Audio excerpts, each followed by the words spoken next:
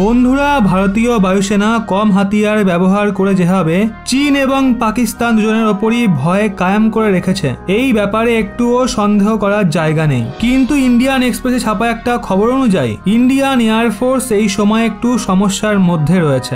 এই সদ্যই parliament committee এবং ডিফেন্সের মধ্যে একটা বৈঠক হয়, যেখানে ভারতের সুরক্ষা মন্ত্রী রাজনাথ সিং এর সঙ্গে বায়ুসেনা প্রমুখ এবং ভারতীয় বায়ুসেনার অনেক উচ্চ আধিকারিকরা সামিল ছিলেন।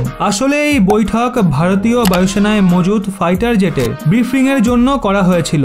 এই বৈঠকের দরুন বায়ুসেনার পক্ষ থেকে ফাইটার জেটের সংখ্যা নিয়ে অনেক কথা বলা হয়, যা ভারত সরকারকে ভাবতে বাধ্য করে। এটুকুই নয়, ভারতের ডিআরডিও এবং হিন্দুস্তান এরোনটিক্যাল লিমিটেডকে নিয়েও ভারতীয় বায়ুসেনা বড় বয়ান দিয়েছে। এই খবরটা শোনার পর আপনারাও হতাশ হতে পারেন, কিন্তু ভারতীয় বায়ুসেনার জন্য আপনাদের মনে সম্মান আরও বাড়তে চলেছে, কারণ ভারতীয় বায়ুসেনা যে কথা বলেছে তার জন্য অনেক আশার প্রয়োজন হয়। তো আসুন আপনাদের বলি, পার্লামেন্ট কমিটি অফ ডিফেন্সে রাজনাথ সিং মহাশয় এবং বায়ুসেনার আধিকারিকদের মাঝে কি কি বিষয় নিয়ে কথা হয়েছে। আসলে ভারতীয় বায়ুসেনা বলেছে যে তাদের ন্যূনতম 42টা স্কোয়াড্রনের প্রয়োজন রয়েছে, যার দমে ভারতীয় বায়ুসেনা একসাথে চীন এবং পাকিস্তানের সঙ্গে যুদ্ধ করতে পারবে।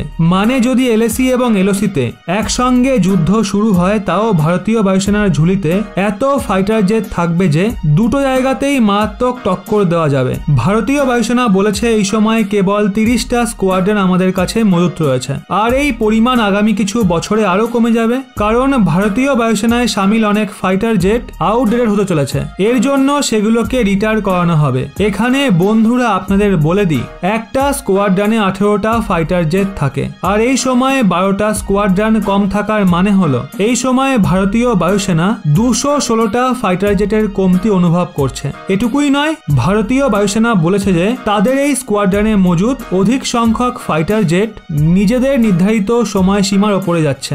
এর জন্য ফাইটার জেটের সংখ্যায় আরো কমতি ঘটবে।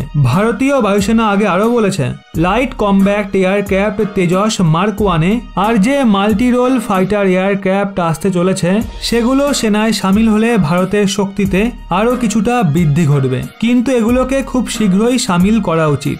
ভারতীয় বায়ুসেনা এটাও বলেছে তাদের কাছে মজুদ যে স্কোয়াড্রন রয়েছে তা আমাদের শত্রুদের জন্য অপর্যাপ্ত।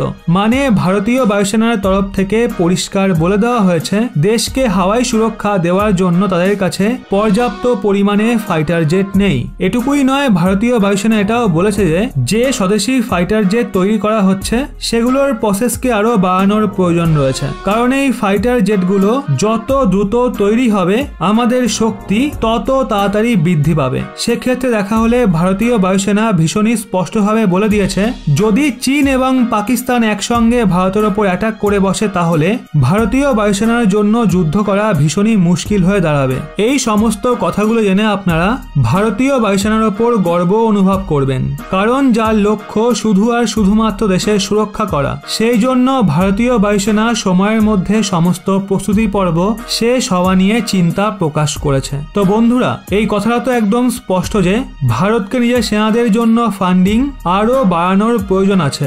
যদি আমেরিকার সুরক্ষা বাজেটের কথা বলি, তো আমেরিকার সুরক্ষা বাজেট ভারতের সুরক্ষা বাজেটের থেকে প্রায় 10 গুণ বেশি। মানে $750 বিলিয়ন প্রতি বছর আমেরিকা নিজের সেনার পেছনে খরচ করে। কিন্তু আপনারা এটা যেন অবাক হবেন যে আমেরিকা নিজের ইকোনমির থেকে বেশি ফান্ড সেনার পেছনে খরচ করে না। মানে যে ওয়েপেন এক্সপোর্ট করে আমেরিকা, তারই অংশ নিজের সেনার পেছনে খরচা করে। অপরদিকে আমেরিকা দুনিয়ার নাম্বার 1 দেশ, যে সবচেয়ে বেশি হাতিয়ারকে দুনিয়ার কাছে বিক্রি করে, আর তার থেকে যে পয়সা আমেরিকা কামায় সেটার ব্যবহার নিজের সেনার পেছনে করে। এর জন্যই আজ আমেরিকা এত বেশি পাওয়ারফুল আর মিলিটারির মামলায় দুনিয়ার নাম্বার 1 দেশ। তো এই কথাটা তো পরিষ্কার, যদি ভারতকে দুনিয়ার শক্তিশালী দেশগুলোর লিস্টে সামিল হতে হয়, তাহলে তার সুরক্ষা বাজেটকে আরো বেশি বাড়াতে হবে। সুরক্ষা বাজেট হাতিয়ারের এক্সপোর্টের মাধ্যমেই বাড়বে। এখন এই পথহারা তো ভারত শুরু করে দিয়েছে।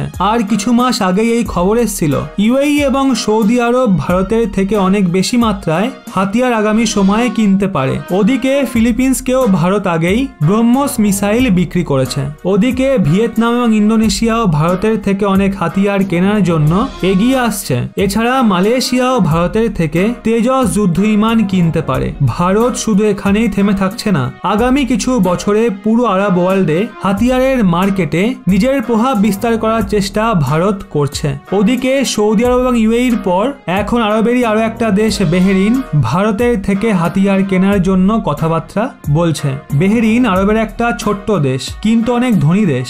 সে ভারতের সঙ্গে কিছুদিন আগেই কন্ট্যাক্ট করেছে, আর সে ভারতের অর্জুন মার্ক 2 ট্যাঙ্ক কিনতে চায়। আর ভারত বেহরিনের এই প্রস্তাবকে অ্যাকসেপ্টও করে নিয়েছে। শুধু এটুকুই নয়, খবর আসছে যে আর কয়েকদিনের মধ্যে এই নিয়ে আলোচনা হতে পারে। কিন্তু বন্ধুরা, প্রশ্ন এটাই রয়েছে, ভারত কবে নিজের বায়ুসেনার স্কোয়াড্রন বাড়ানোর জন্য অ্যাডিশনাল ফাইটার জেট কিনছে?